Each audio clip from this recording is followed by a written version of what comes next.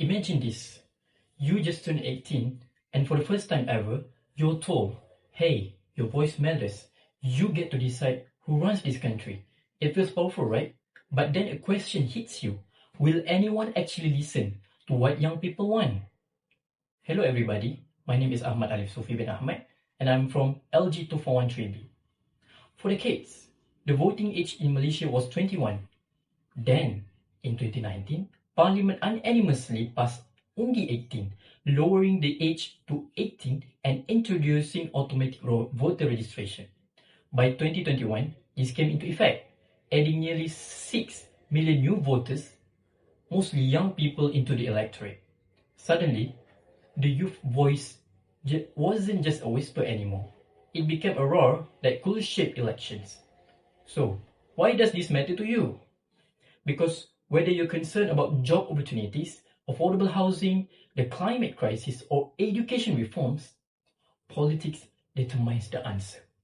And now, youth participation is the bridge between our concerns and the policy that address them. So today, let's talk about how youth inclusion has changed voter turnout and elections, and how digital activism and new platforms are transforming political engagement.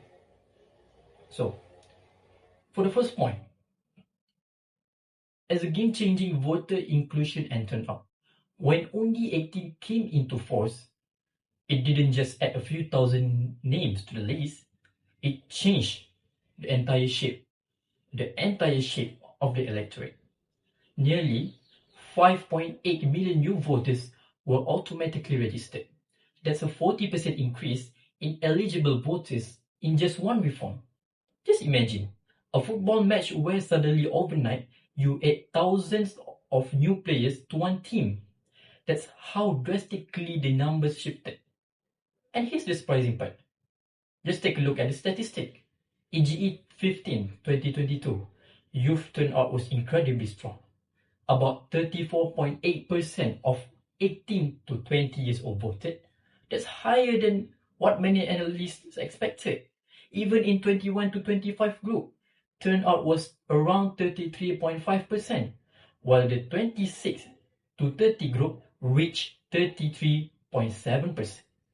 This shows something powerful, that young Malaysians didn't just get the right to vote, they actually use it. Why is this important? Because political parties can no longer ignore young voices. In fact, many analysts said that youth votes in GA15 played in a big role in Perikatan Nasional's unexpected rise, especially in the states like Kelantan, Perlis, Terengganu, and Kedah. Meanwhile, urban youth voters lean more toward Pakatan Harapan, showing that young people are not a single bloc. They're just diverse, but decisive. Of course, the picture wasn't perfect. In Johor, election 2022 also, youth turnout was much lower, around 52%. This suggests that national elections excite young people, local ones sometimes feel distant or less relevant. And here's the key takeaway. Malaysia's first wave of young voters proved that youth are not passive. When given the chance, they show up, and in large numbers. So, how young people be mobilized?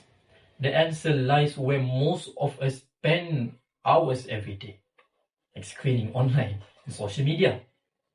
So, folks, let's talk about the second point, digital mobilization and new political pathways.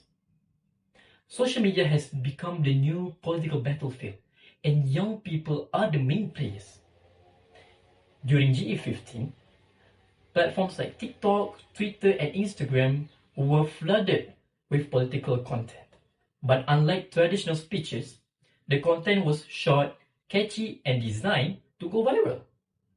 Just a 1 minute TikTok could get millions of views, something no newspaper front page could achieve. Just look at the statistic on the applications that I showed. As an example, Perikatan Nasional was especially effective in using TikTok to connect with young Malay voters. Many videos use humor, memes, or even music trends to spread the message. Some analysts even argue that TikTok was one of the biggest reasons PN performed strongly among first-time voters. But it's not just political parties. Youth themselves are creating movements. Just take a look. Parti Muda, a youth-led party, was born to challenge the dominance of older politicians and push for issues like clean governance, climate actions, and education reform. Even though it's small, Muda showed that young Malaysians like us are no longer content with just supporting established parties.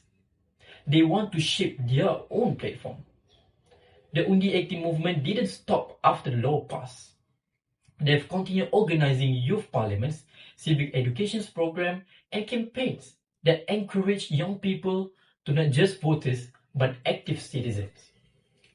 This shows that youth engagement is not just about casting ballots once every 5 years. It's about shaping the conversation, influencing narratives, and redefining what politics looks like in Malaysia. But here's a challenge. A loud voices doesn't always mean on an informed one.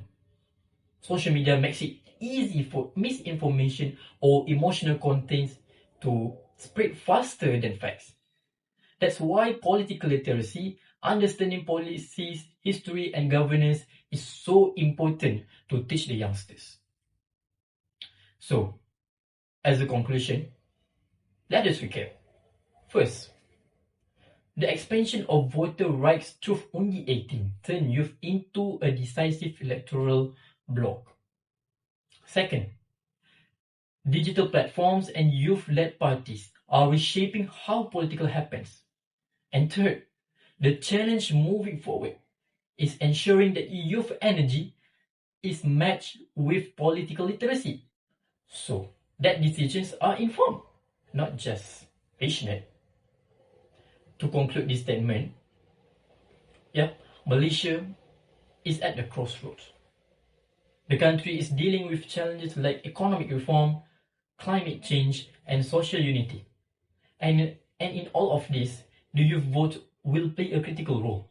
Every major decision in the coming decades will be influenced by today's young people, whether through their votes, their activism, or even their leadership. To close this statement, Malaysia's youth are no longer just passengers in the nation's journey. They are taking the wheel. And as they steer, the question for us is simple.